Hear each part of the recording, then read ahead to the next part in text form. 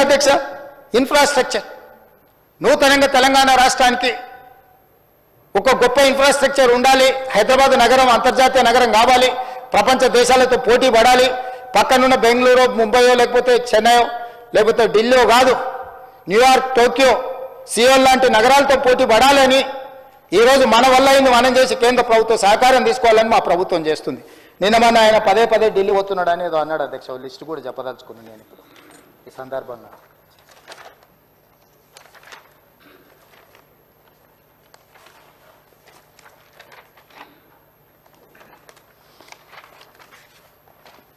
కాగితం మీ దగ్గర ఉందా?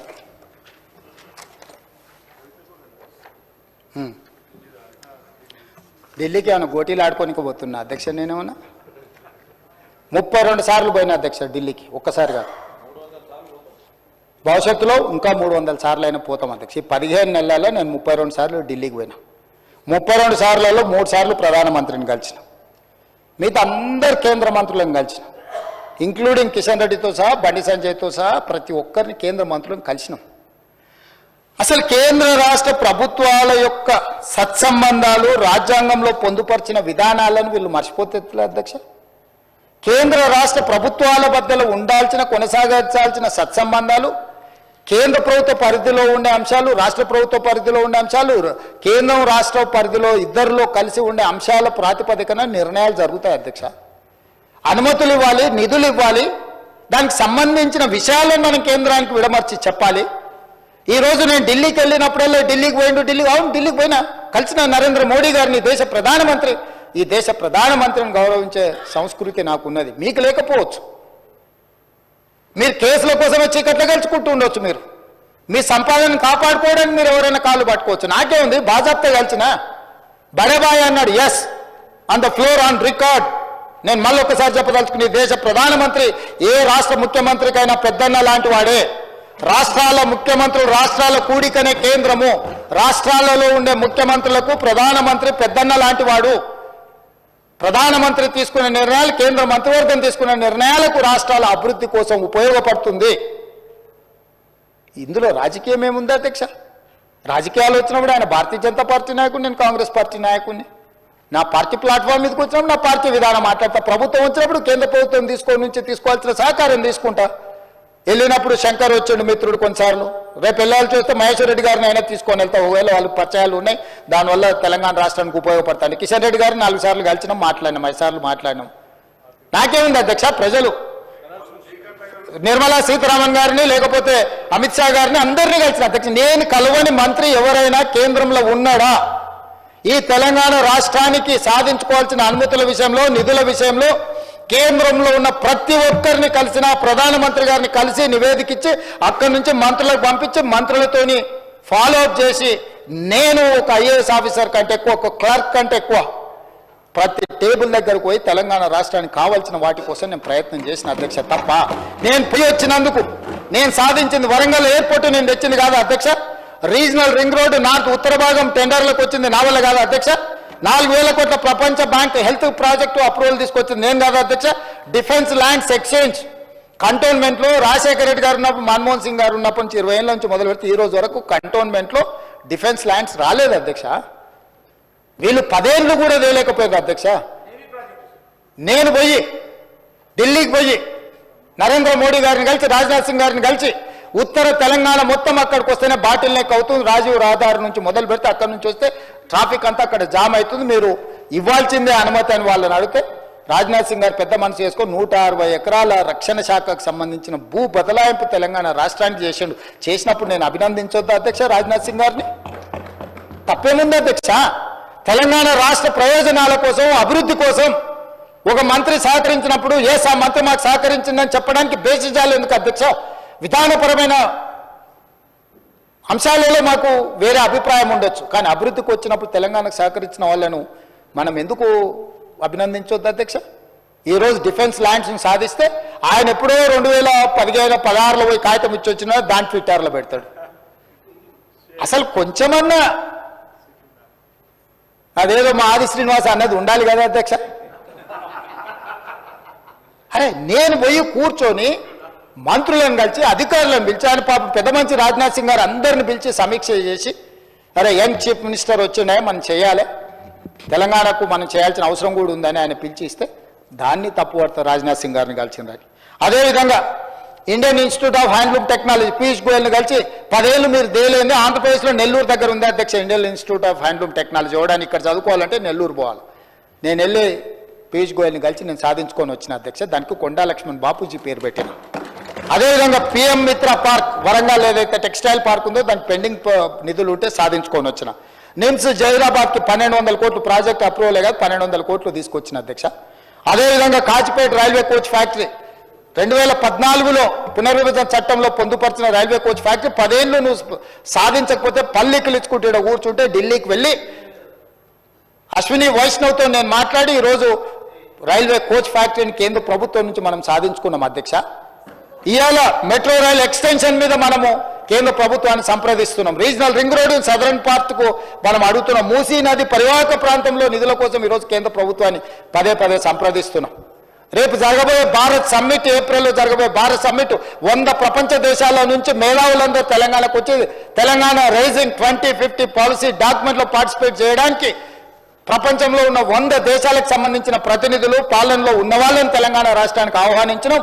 మీరు విదేశాంగ శాఖ మాకు సహకరించాలని జైశంకర్ను కలిసి రిక్వెస్ట్ చేసినాం.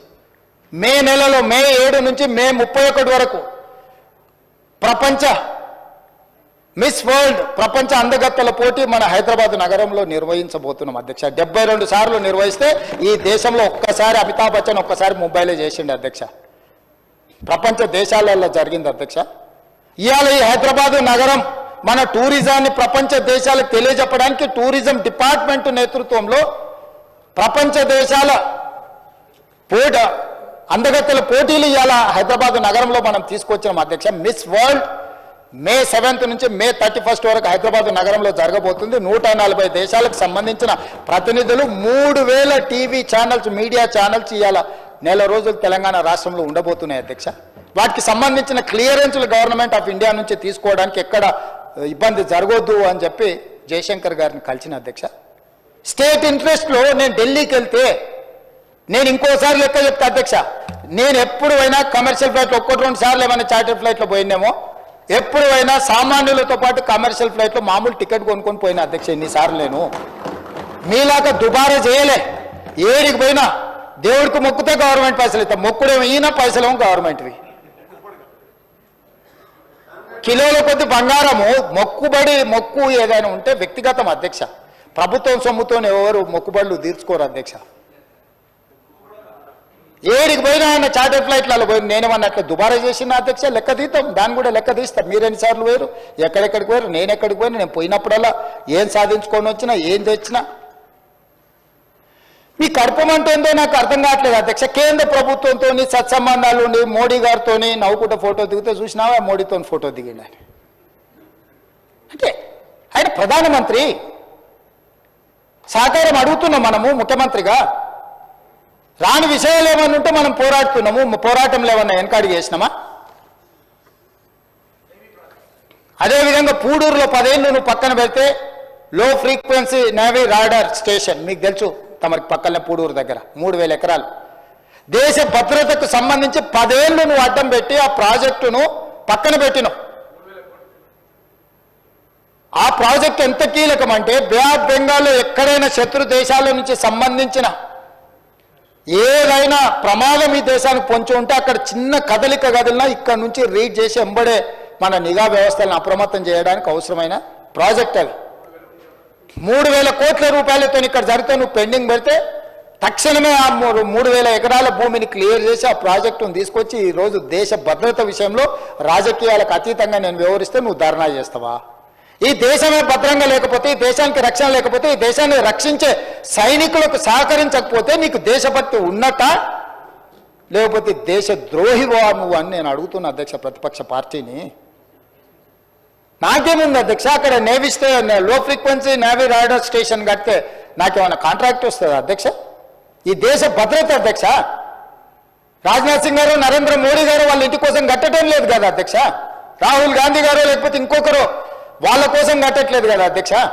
దేశ భద్రత కోసం కట్టే దాంట్లో మీద కూడా నీ కుత్సితమైన రాజకీయాలు, నీ కలుషితమైన ఆలోచనలు, నీకు 50 ఎకరాల భూమి ఇయ్యలేదు, నీ కొడుకు ఇంటికి వస్తలేడు, వాస్తు కోసం ఏదో కట్టాలని డిఫెన్స్ భూములు అడిగితే ఇయ్యలేదని పగబట్టి కేంద్ర ప్రభుత్వాన్ని దేశ రక్షణనే ఫలంగా పెడతావా?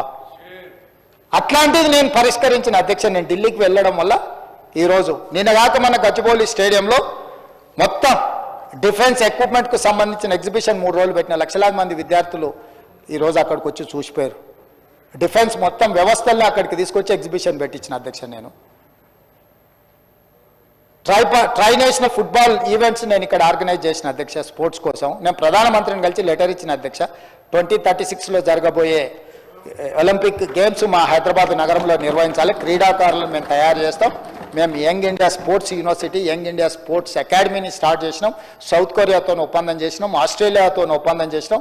క్రీడాకారులను ఉత్పత్తి చేసే రాష్ట్రంగా తెలంగాణ ఉంటే దేశంలో ఉండే ఏ క్రీడాకారునికైనా మేము శిక్షణ ఇచ్చే వ్యవస్థ తెలంగాణ రాష్ట్రంలో చేస్తున్నాం. మాకు అవకాశం ఇవ్వడానికి కేంద్ర ప్రభుత్వాన్ని నేను అడగొచ్చిన. స్పోర్ట్స్ మినిస్టర్ విజిట్కి వస్తున్నాడు. స్పోర్ట్స్ మినిస్టర్ కొన్ని ఫండ్స్ కూడా మనకు రిలీజ్ చేస్తా అని ఒప్పుకున్నాడు అధ్యక్ష మాల్వియా.